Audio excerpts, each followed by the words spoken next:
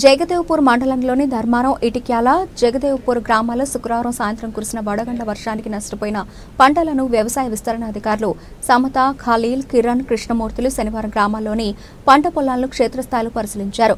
మండల వ్యాప్తంగా 330 ఎకరాల్లో వరి పంట నష్టం వాటిల్లినట్లు ప్రాథమికంగా అంచనా వేయడం జరిగిందని తెలిపారు.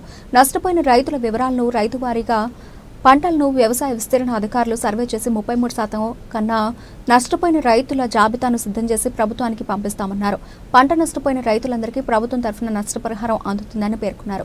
ఈ కార్యక్రమంలో రైతులు శ్రీనివాసరెడ్డి, లింగారెడ్డి, నరసింహులు, కరయ్య తదితరులు పాల్గొన్నారు.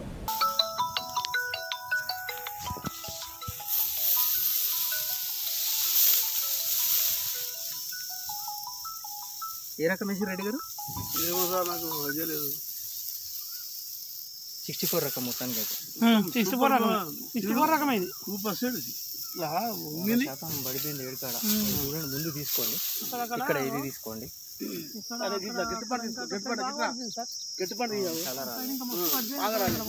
టోటల్ ఎంత? 3 ఎకరాలు ఉంది కదా ఇది? 3 కాదు సార్, 5 ఎకరాలు ఉంటుంది సార్.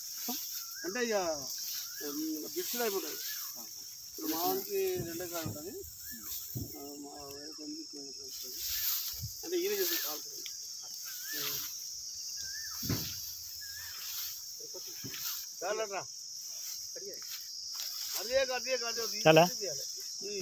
నిలబడ తీస్తే